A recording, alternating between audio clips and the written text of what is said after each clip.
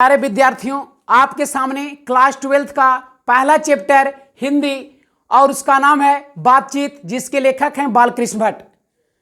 इससे पहले कहते हैं सीढ़ियां उन्हें मुबारक हो जिन्हें छत तक जाना है, अपनी मंजिल तो आसमां है, रास्ता हमें खुद बनाना है। मंजिल मिले या ना मिले ये तो मुकद्दर की बात है, पर हम कोशिश भी ना करें ये तो गलत बात है। आइए शुरुआत करते हैं क्लास 12th का पहला चैप्टर हिंदी का। और पहला क्वेश्चन आपके सामने है, बातचीत शीर्षक निबंध के अनुसार जो कुछ मवाद या धुआं जमा रहता है वह भाप बनकर बाहर निकल पड़ता है, कैसे? तो इसका करेक्ट आंसर हो जाएगा बातचीत के जरिए। नेक्स्ट क्वेश्चन है, जैसा कम वैसा परिणाम किस लेखक द्वारा रचित प्रसहन है? तो जैसा कम वैसा परिणाम जो है वो बालकृष्ण भट्ट की रचना है। जैसा कम वैसा परिणाम बालकृष्ण भट्ट की रचना है। नेक्स्ट क्वेश्चन आपके सामने आ रहा है, बालकृष्ण भट्ट के पिता का नाम क्या था? बालकृष्ण भट्ट के पिता का नाम क्या था? तो इसका करेक्ट आंसर हो जाएगा बेनी प्रसाद भट्ट। नेक्स्ट क्वेश्चन है, दमयंती स्वयंकर किस लेखक की रचना है? तो दमयंती स्वयंकर जो है वो बालकृष्ण भट्ट की रचना है। दमयंती स्वयंकर जो है बालकृष्ण भट्ट की रचना है। नेक्स्ट क्वेश्चन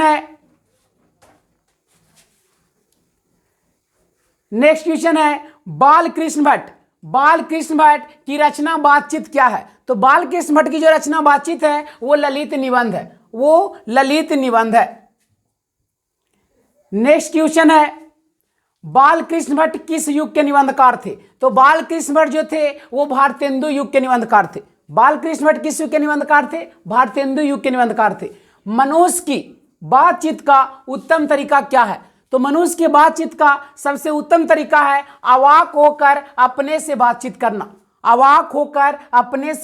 करना। नेक्स्ट क्वेश्चन है, संवाद में सबसे महत्वपूर्ण क्या है? संवाद में सबसे महत्वपूर्ण है आत्मीयता। बालकृष्ण भट्ट का जन्म कब हुआ था? तो बालकृष्ण भट्ट का जो जन्म हुआ था वो 23 जून 1844 ईस्वी को हुआ था।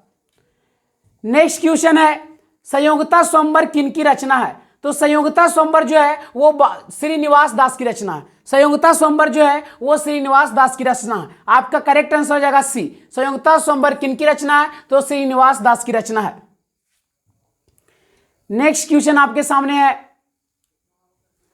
बातचीत शीर्षक निबंध के अनुसार रस का समुद्र किनकी बातचीत में उमड़ा चला जाता है?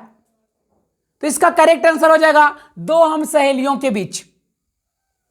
12 नंबर, वाद विवाद संवाद क्या है? तो वाद विवाद संवाद जो है वो आलोचनात्मक निबंधों की पुस्तक है। नेक्स्ट क्वेश्चन है, बालकृष्ण भट्ट ने कौन सा मासिक पत्र निकाला था? बालकृष्ण भट्ट ने कौन सा मासिक पत्र निकाला था? तो करेक्ट आंसर हो जाएगा हिंदी प्रदीप। बालकृष्ण भट्ट ने हिंदी प्रदीप नामक मासिक पत्र निकाला था। बातचीत किस विधा की रचना है? तो बातचीत जो है वो निबंध है। नेक्स्ट क्वेश्चन, रॉबिन्स क्रूसो ने 16 वर्ष के उपरांत किसके मुख से एक बात सुनी थी? तो रॉबिन्स क्रूसो ने 16 वर्ष के उपरांत फरायडे के मुख से एक बात सुनी थी। 16 वर्ष के बाद फरायडे के मुख से एक बात सुनी थी। नेक्स्ट क्वेश्चन आपके सामने है, बातचीत शीर्षक निबंध के निबंधकार कौन है? तो बातचीत शीर्षक निबंध के निबंधकार जो हैं वो बालकृष्ण भट्ट है। बातचीत शीर्षक निबंध के निबंधकार बालकृष्ण भट्ट है। नेक्स्ट क्वेश्चन है, बातचीत के माध्यम से बालकृष्ण भट्ट क्या बतलाना चाहते हैं? तो बातचीत के माध्यम से बालकृष्ण भट्ट बातचीत की शैली बतलाना चाहते हैं।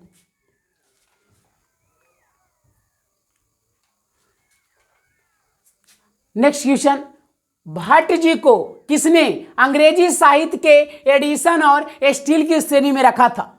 तो भट्ट जी को एडिशन और स्टील की श्रेणी में रखने वाले थे हजारी प्रसाद द्विवेदी ने भट्ट जी को अंग्रेजी के एडिशन और स्टील की श्रेणी में रखे थे।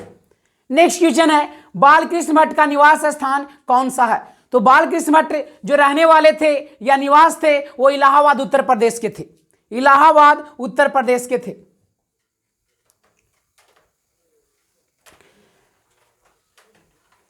नेक्स्ट क्वेश्चन है, बालकृष्ण भट्ट ने किस पत्रिका का संपादन किया? तो बालकृष्ण भट्ट ने हिंदी प्रदीप का संपादन किया था। बालकृष्ण भट्ट ने हिंदी प्रदीप का संपादन किया था।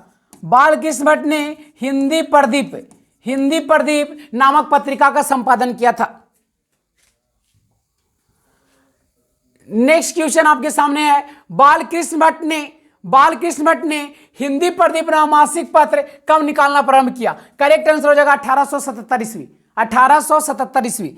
नेक्स्ट क्वेश्चन है, बालकृष्ण भट्ट के पिता पेशे से क्या थे? तो बालकृष्ण भट्ट के पिता जो थे पेशे से एक व्यापारी थे, पेशे से एक व्यापारी थे।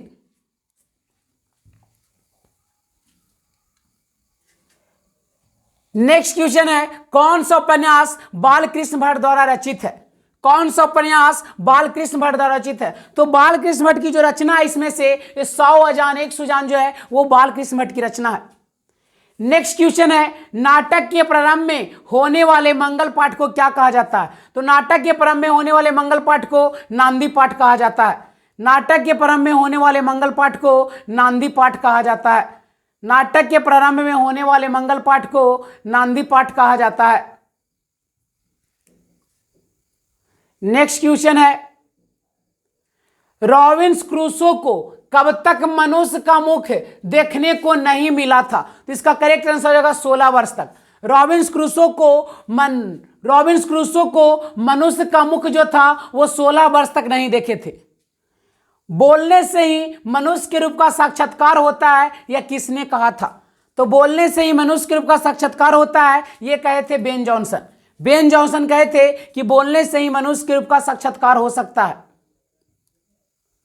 नेक्स्ट क्वेश्चन है, असल बातचीत सिर्फ 2 व्यक्तियों में ही हो सकती है, यह किसका कथन था? तो असल बातचीत सिर्फ 2 व्यक्तियों के बीच हो सकती है, यह एडिसन का कथन था। यह एडिसन का कथन था। नेक्स्ट क्वेश्चन आपके सामने है, एडिसन के अनुसार असल बातचीत कितने लोगों के बीच हो सकती है? तो एडिसन के अनुसार असल बातचीत 2 व्यक्तियों के बीच हो सकती है। असल बातचीत 2 व्यक्तियों के बीच हो सकती है। असल बातचीत 2 व्यक्तियों के बीच हो सकती है। नेक्स्ट है, बातचीत से मन किस प्रकार का हो जाता है? तो बातचीत से मन हल्का और स्वच्छ हो जाता है। बातचीत से मन हल्का और स्वच्छ हो जाता है। नेक्स्ट क्वेश्चन है, किसके ना होने से सृष्टि गूंगी प्रतीत होती है? किसके ना होने से सृष्टि गूंगी प्रतीत होती है? तो वाक शक्ति के ना होने से सृष्टि गूंगी प्रतीत होती है। नेक्स्ट क्वेश्चन है, आर्ट ऑफ कन्वेंशन कहाँ के लोगों में सर्वाधिक प्रचलित है? तो आर्ट ऑफ कन्वेंशन यूरोप के लोगों में सर्वाधिक प्रचलित है। आर्ट ऑफ कन्वेंशन यूरोप के लोगों में सर्वाधिक प्रचलित है। नेक्स्ट क्वेश्चन है, बालकृष्ण भट्ट किस काल के रचनाकार थे? बालकृष्ण भट्ट किस काल के रचनाकार थे? तो बालकृष्ण भट्ट आधुनिक काल के रचनाकार थे।